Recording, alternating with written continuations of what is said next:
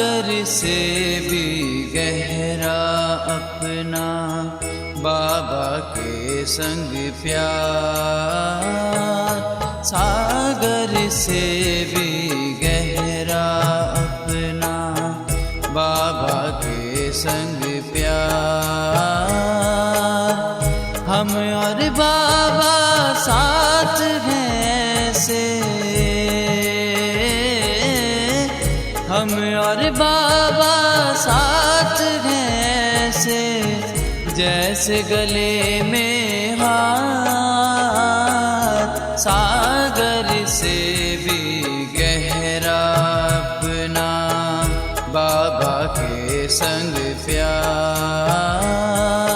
सागर से भी गहरा अपना।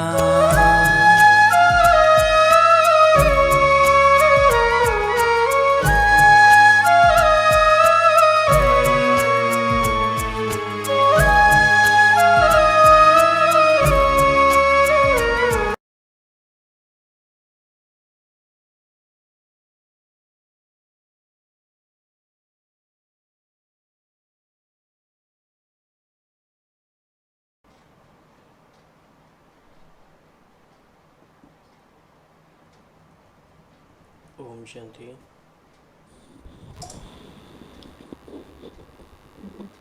तो आप सभी के पास आज की डेट की मुरली है।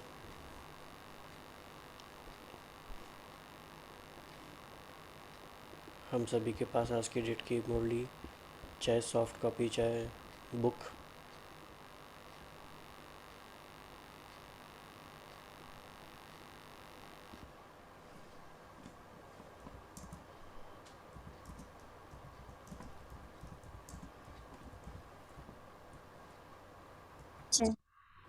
ओके,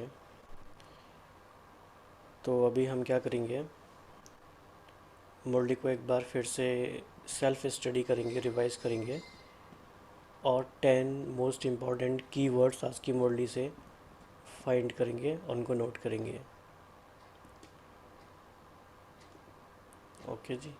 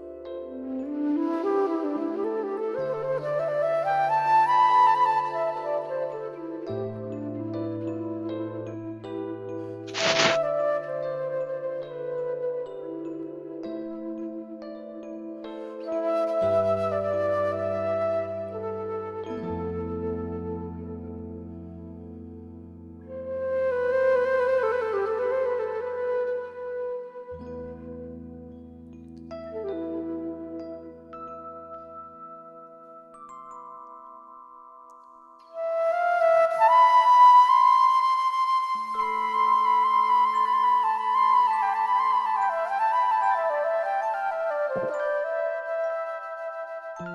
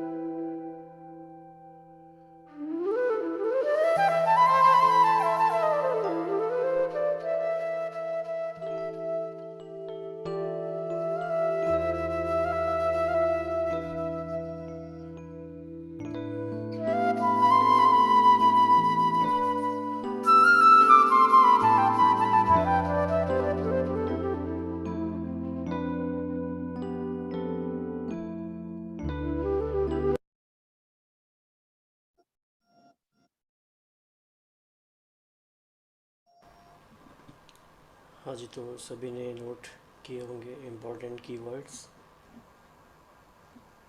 तो रिफ्लेक्टिव होते होते, अनुभव होते होते, कौन शेयर करना चाहेगा?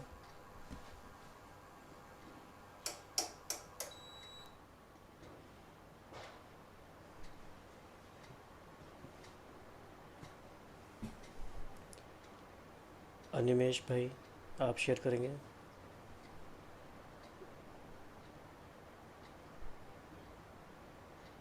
पीयूष भाई?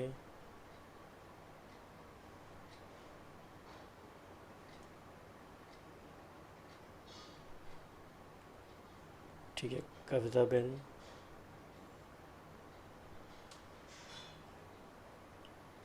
अंजलि बहन, स्नेहा बहन, कोई? आवाज नहीं आ रही। वो हाँ जी। आ रही है आवाज तो बराबर आ रही है स्मिता बहन। बहुत स्लो आ रही, समझ में नहीं आ रहा है। ओके। नहीं बराबर आ रही है। नहीं, भाई जी की आवाज थोड़ी मुझे कम आ रही है, आपकी क्लियर आ रही ओके।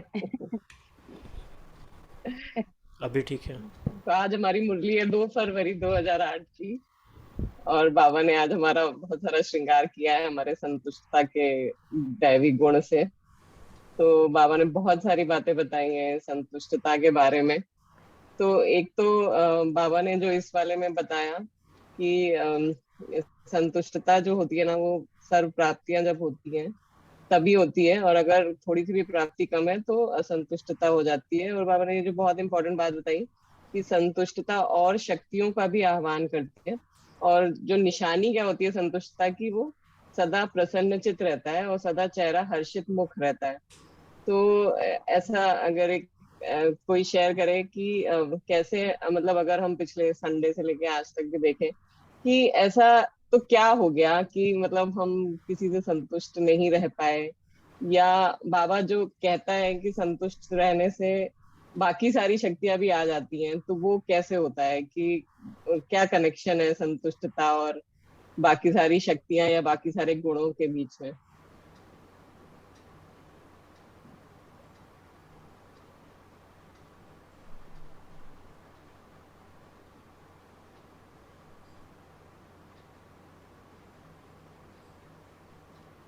ओम शांति। ये बात बहुत इम्पोर्टेंट है कि संतुष्टता तब धारण होती है जब सर्व प्राप्तियां प्राप्त होती हैं। जिसने बाबा से सारी प्राप्तियां कर ली हैं, सब खजाने भर लिए हैं, अपनी संपूर्ण अवस्था को जो बहुत ही फ्रिक्वेंटली एक्सपीरियंस करते रहते हैं, तो वो अपनी अनुभवों में मगन रहते हैं, तब वो संतुष्ट रहते हैं, उन्हें किसी से कुछ चाहिए नहीं होता है। तो फिर कोई कंप्लेन कैसे रहेगी ना, खुश रहते हैं, संतुष्ट रहते हैं और दूसरों के लिए भी हल्के रहते हैं। तो मुझे ऐसा लगता है, क्योंकि बिना कुछ पाए तो कोई संतुष्ट हो नहीं सकता ना। हाँ जी, स्नेहा बहन और कुछ कह रहे थे? हाँ, तो अभी तो मैं 2 दिन में मधुबन जाने वाली हूँ, तो ऐसे भी बहुत खुश हूँ। तो संतुष्टता का अब जैसे बुक वहाँ एयरपोर्ट से घर मधुबन तक का जो कैब बुक करनी थी, वो पहले तो हो नहीं रही थी। तो मुझे ऐसे संकल्प आया, अरे अभी कैसे जाऊँगी, और वो रात का टाइम है। तो मैंने सोचा ठीक है, मैंने सिस्टर को भी कह दिया सेंटर कि ठीक है, आप देखो कोई स्नेहा अरेंज बहन, तो थोड़ा आती सा नहीं। डिस्टरबेंस बहुत है आपके पीछे। सॉरी, शायद अमेरिका का। अभी ठीक है, वैसे बोल। गला भी बैठा हुआ। तो कैब पहले बुक नहीं हो रही थी, तो थोड़ा संकल्प आया था फिर कि ठीक है, मैंने ऐसे सोचा कि कोई बात नहीं, बाबा तो वहां तक का सब कुछ अरेंजमेंट हुआ है, बाबा आगे भी कर देगा। तो एक हुई, लेकिन वो थोड़ा कॉस्टली हो रहा था, तो मैंने सोचा कि बाबा आप कोई और बहनों को साथ में दे दो, उसके आपको ये सब देखना है। तो मैंने भाई जी को भी हाँ कर दिया कि हाँ ठीक है, आप करो जैसे करना है। फिर उन्होंने और सेकेंड डे फोन करके बताया कि और 3 लोग भी साथ में जाएंगे। तो ऐसे मुझे संतुष्टता के लिए मुझे ऐसा लगता है कि अगर हम कोई भी सिचुएशन, कैसी भी परिस्थिति होती है, तो संतुष्ट रहकर उसको सामना करते हैं कि हाँ ठीक है, जैसा हो रहा है कोई बात नहीं, तो वो अपने आप उसका हल भी निकल आता है। और सर्व शक्तियाँ जैसे निर्भय कि हाँ, मैं अगर रात को जा रही हूँ, मुझे ऐसा नहीं सोचना है कि बस अगर मैं हूँ तो कैसे पहुंचना है।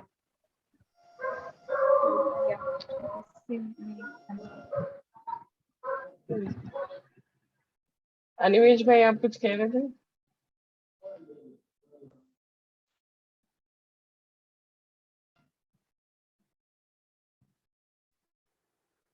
बाप की प्यार से संतुष्टि हो जाएगा तो दूसरों में मन नहीं जाएगा, बाप में ही मन तृप्ति हो जाएगा। हाँ जी। तो एक इसमें ऐसा देखने की बात है कि जैसे अगर हम जब संतुष्ट हैं किसी से, मतलब हमें किसी से कुछ चाहिए नहीं, और बाबा कह रहे हैं संतुष्टता की निशानी है खुशी। तो बाबा कहते हैं कि जब हम खुश होते हैं तब हमारे में हिम्मत बहुत होती है, उमंग उत्साह रहता है ना, तो हम हिम्मतवान बहुत होते हैं। और हम उस समय सिर्फ दातापन की स्थिति में रह पाते हैं कि हमें देना है, हमें किसी से कुछ लेना नहीं है। तो ये जो बाबा कह रहे हैं कि जब हम संतुष्ट होंगे तो सब कुछ अपने आप आ जाता है, मेहनत नहीं करनी पड़ती है।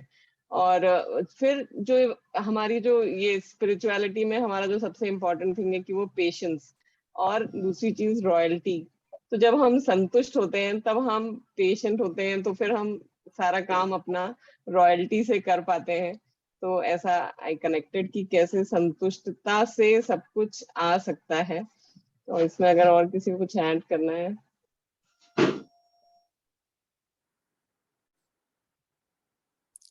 जैसे आज मुरली का स्लोगन भी था ना, हद की इच्छाओं की अविद्या होना ही महान संपत्तिवान बनना है।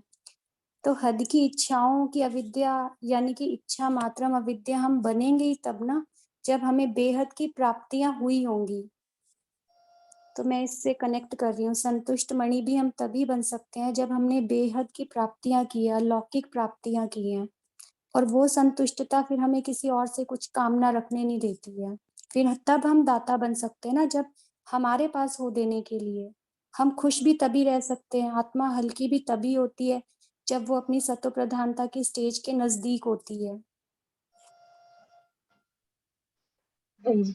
आज मुरली की दूसरी जो मेन पॉइंट है वो है अनुभव स्वरूप बनने के लिए बाबा ने बहुत सारा इसमें ध्यान खिंचाया है।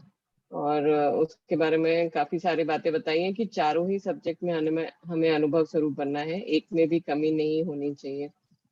तो इसके लिए कोई शेयर करेगा?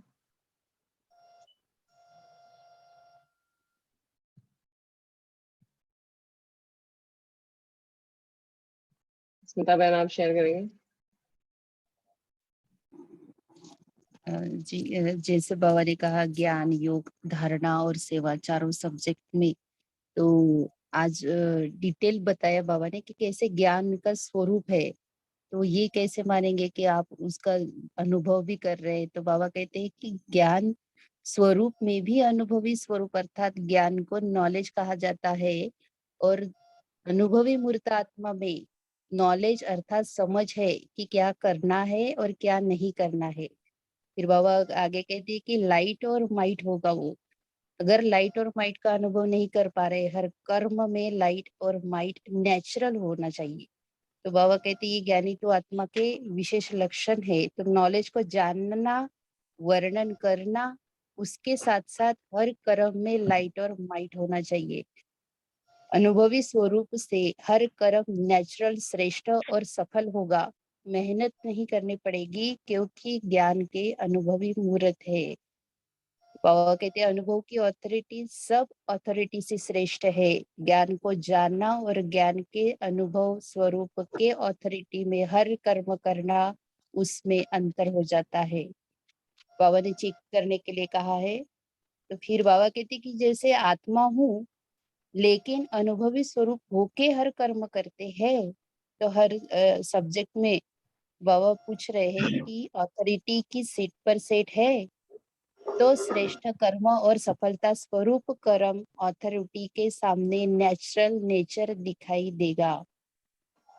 फिर योग के लिए बाबा ने कहा है कि अनुभवी स्वरूप बनना अर्थात योग युक्त, राजयुक्त नेचर हो जाए, नेचुरल हो जाए।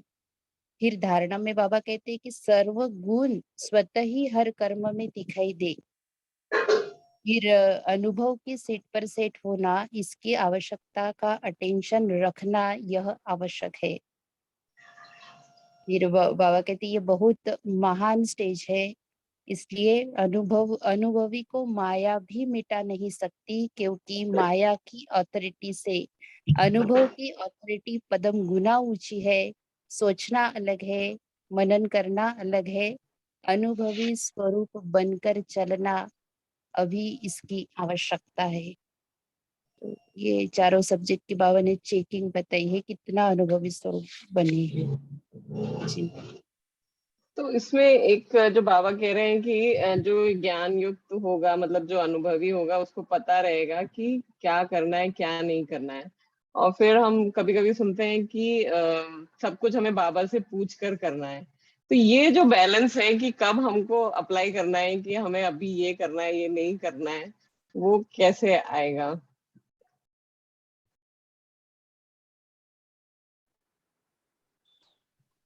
ओम शांति। इसमें इसके पहले बाबा ने जो बोला है ना, वरदान है बीज। तो बीज को, और बीज के लिए बाबा ने कहा कि बीज से फल का विस्तार होता है। तो और फलीभूत करने का रहस्य क्या है, वो भी बाबा ने कहा है कि समय पर कार्य में लगाना। जैसे हम जो अभी स्मिता बहन ने कहा कि हम उसको मनन तो करते हैं, लिखते भी हैं वरदान, और बहुत अच्छा अच्छा भी कहते हैं, पर उसको अनुभव में लाना और उसको समय पे कार्य में लगाना, जो भी वरदान मिले। तो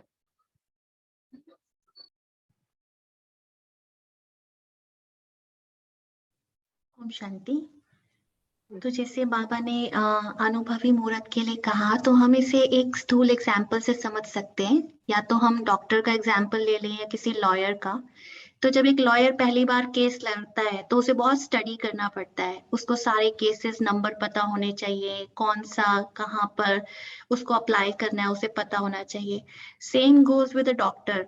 अगर वो पहली बार कोई सर्जरी कर रहा है, कोई मेडिसिन की नॉलेज है, तो उसको पहली बार उस बीमारी को डायग्नोस करने के लिए एग्जैक्टली कहाँ पर कौन सी दवाई कहाँ कट करना है, कौन से टूल्स अप्लाई करने हैं, उसे बहुत स्टडी करना पड़ता है और वो उन चीजों को अप्लाई करता है।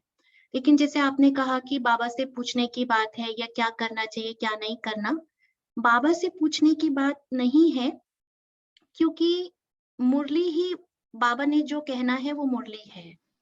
और जैसे डॉक्टर्स के लिए उनकी बुक्स उनके लिए वो होता है जो एक मेडिकल साइंस है, और लॉयर्स के लिए जो उनकी बुक्स है वो उनकी लॉ की जो भी डिटेल्स है वो है। हमारे लिए जो है वो मुरली है। तो बाबा ने वो एक बार दे दिया है, हमें ऑलरेडी खजाना दे दिया है।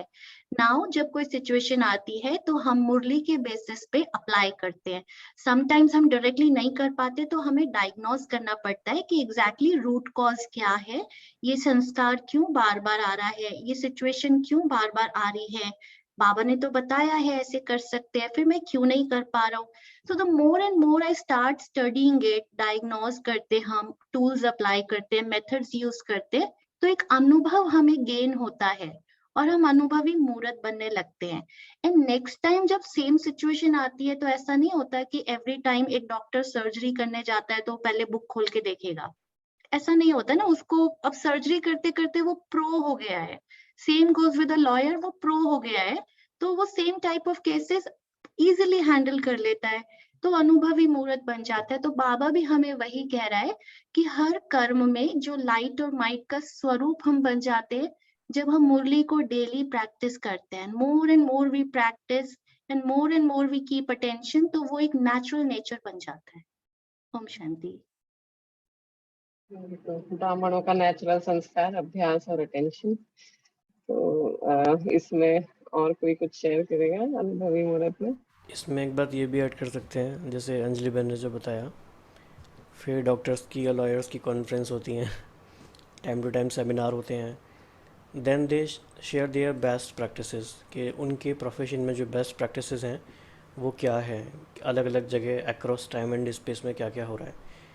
फिर वो अपना गैप एनालिसिस करते हैं कि अच्छा इन्होंने इस तरह से प्रैक्टिस किया, हमने ऐसे अभी इस बात को ऐसे सोचा नहीं था, तो हम भी ऐसा ट्राई कर सकते हैं। तो धीरे धीरे वो इवॉल्व होते रहते हैं। तो हम भी क्या करते हैं, जैसे सीनियर्स की क्लासेस सुनते हैं या हम आपस में चैटिंग करते हैं, तो फिर कई बार सुनते सुनते नई बात समझ में आती है, अच्छा इन्होंने ऐसे बताया, ये बात भी राइट है, ये भी अनुभव का एक पॉइंट हो सकता है।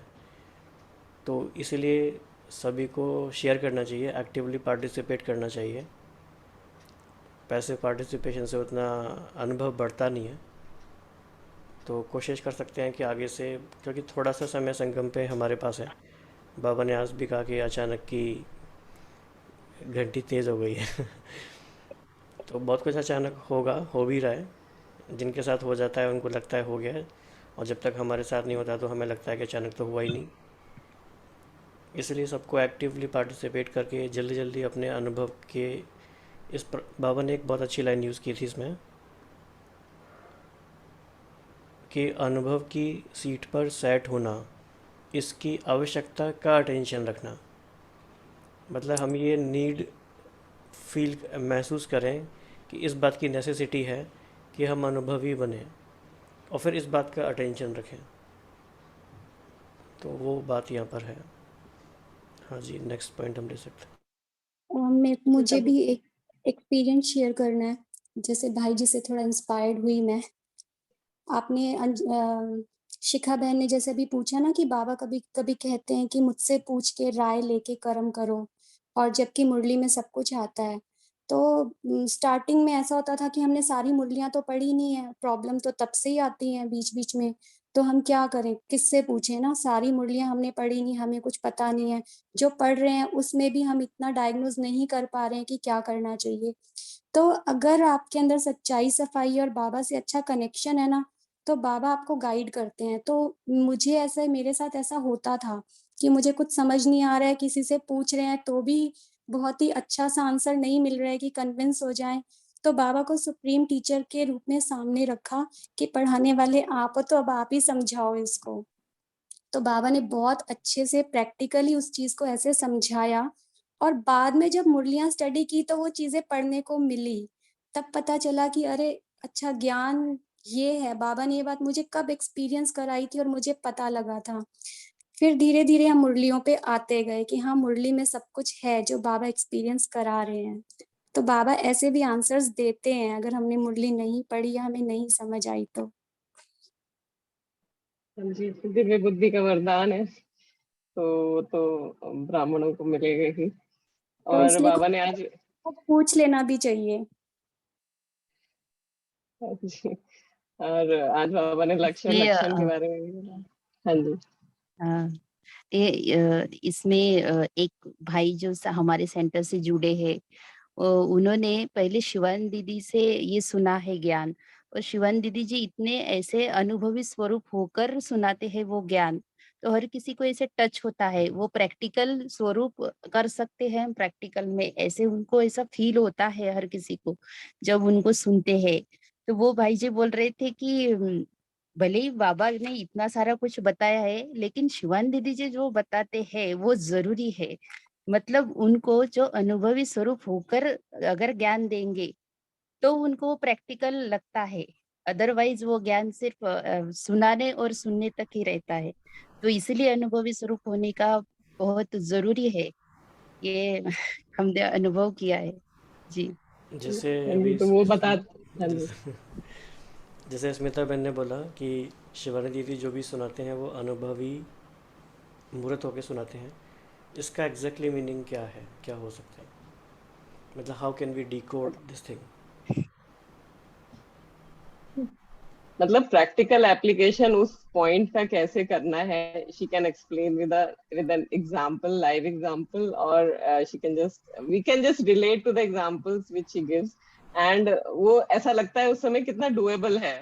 इसीलिए बहुत सारे लोग बहुत शिवानी इजी बहन को लगता सुन के है। आते हैं, शिवानी बहन को सुन के आते हैं, लेकिन उसके बाद ज्ञान बहुत टफ लगता है, क्योंकि उस तरह का एप्लीकेशन अपने आप नहीं हो पाता है जिस तरह से वो बताते हैं। कोई कुछ कह रहे थे अभी? हाँ, स्मिता बहन कुछ कह रही है। जी, वो जब बताते हैं तो ऐसे लगता है कि हाँ ऐसे किया तो ये रिजल्ट जरूर मिलेगा, तीर लगेगा जरूर। तो ये जो और बाबा हमें बहुत डीपर लेवल पे फीलिंग्स और उस लेवल तक ले जाते हैं, स्वप्न तक कि पवित्रता न हो तो बाबा हमें बहुत डीप नॉलेज देते हैं, लेकिन दीदी जी उसका डायरेक्ट रिजल्ट दिखाते हैं कि आप ऐसा करेंगे तो आपके संबंध सुधर जाएंगे। तो इससे क्या होता है, वो टेम्पटेशन मिल जाता है, कुछ करना है हमें, पुरुषार्थ कर सकते हैं हम। और ये जो बाबा तो हमें तो बहुत डीपर लेवल का नॉलेज देते हैं, और ये इसके लिए तो बाबा कहते हैं कि वो जो बुद्धि की, दिव्य बुद्धि की लेवल बाबा बोलते हैं, तो वो तो फिर नंबरवार है ही। तो ये स्वरूप जो अनुभवी स्वरूप है, बाबा ये कहते हैं कि ये भी नंबरवार बनते हैं। जी, इसमें और आप ऐड करेंगे इसका मतलब क्या है? ये है ना कि बाबा हमें ना तर माल देते हैं, हलवा देते हैं। अभी हलवा तो हर कोई डाइजेस्ट नहीं कर सकता ना, तो हमारे जो बड़े हैं या बहुत अनुभवी मूर्त आत्माएं हैं हमारी यज्ञ में, वो उसको खिचड़ी और दलिया बना के हर एक आत्मा को सर्व कर देते हैं। वो सबको डाइजेस्ट हो जाता है, उनको लगता है हाँ ये कर सकते हैं, इतना तो चलेगा।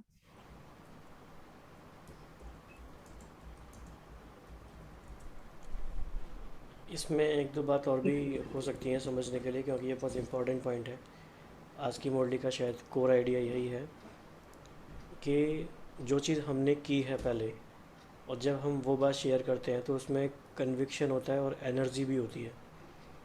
मान लीजिए कोई हमसे पूछता है कि आप गुस्से को कैसे कंट्रोल करते हैं, और हम किसी बुक से पढ़ कर आ गए कि 100 से लेके उल्टा आप गिनती शुरू कर दो, 100, 99, 98। अब हमने पढ़ा है लेकिन हमने किया तो है नहीं। तो जब हम कहेंगे ना तो उसमें वो कन्विक्शन और वो एनर्जी आएगी ही नहीं, और सुनने वाले वो सबकॉन्शियसली कैच कर लेते हैं कि ये कह तो रहे हैं पर इन्होंने भी किया नहीं होगा। तो वो एनर्जी ट्रांसमिट ही नहीं होती, इससे वो ट्रांसफॉर्मेशन आता नहीं है। लेकिन अगर वो चीज़ें हमने की हैं पहले से, और फिर जब हम वो शेयर करते हैं, तो हमारी उसमें 100% कन्विक्शन होता है कि ये चीज़ ऐसे ही ये काम करती है। तो सुनने वालों को भी फिर वो भरोसा आता है कि ये चीज़ हो सकती है। तो इस तरीके से अगर हम सारी बातों में अनुभवी मूर्त बन जाएं, या हम सिर्फ वही कहें, वो चीज़ें हम कहें ही नहीं जो हमने अनुभव नहीं की है, तो भी एक सेफ साइड है। तो कोई इसमें कुछ ऐड करना चाहता है क्विकली? आई जी थिंक एक मैं बात और है कि जैसे हम शिवानी बहन के बारे में कहते हैं या डॉक्टर सचिन के बारे में, अगर हम उनकी बैकग्राउंड देखें, उनका लाइफ, तो जब वो पहली बार यज्ञ में आए ना, they almost spend 10 years to study Avyakt Murli, and उसके बाद उन्होंने सेवा के फील्ड में आना शुरू किया है। और हम क्या करते हैं, हम पहले सेवा में आते हैं, फिर हम योग बढ़ाते हैं, देन वी कम टू ज्ञान एंड धारणा तो लास्ट है। और उन्होंने धारणा करके समझाया है, इसलिए ये बहुत डिफरेंस है। और सेकंड थिंग, मुझे ऐसा लगता है कि कई बार आत्माओं को पका पकाया खाने की भी इतनी आदत हो जाती है कि हमारे को भी बाबा ने वो दिव्य बुद्धि दी है, but we don't want to use it at all, तो वो भी एक कमी रह जाती है। तो उन्होंने सिंप्लीफाइड जो ज्ञान को किया है, वो सब कुछ बाबा ने सिंप्लीफाई करके अव्यक्त मूल्यों में बताया है, लेकिन हमने स्टडी नहीं किया है, बस फर्क इतना है। जी, तो आज इतना ही करते हैं, बहुत ही रिलेवेंट डिस्कशन रहा।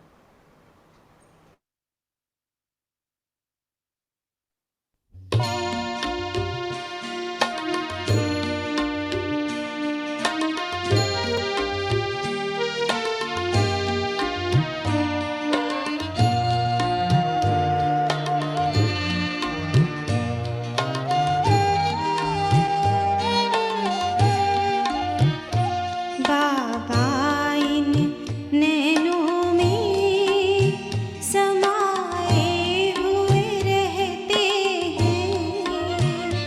बाबा इन नैनों में समाए हुए रहते हैं। बाबा इन कानों में हर पल कुछ कहते हैं।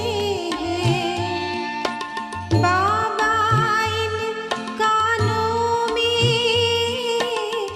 हर पल कुछ कहते हैं। बाबा इन नैनों में समाए हुए रहते हैं।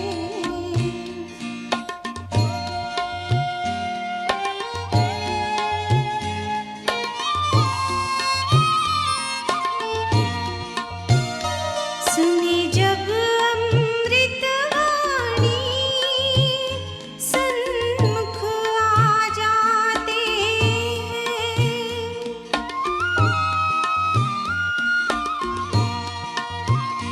सुनी जब अमृतवाणी सन्मुख आ जाते हैं। ऐसा लगता जैसे हमको समझाते हैं। समझ के हम बच्चे सेवा में रहते हैं।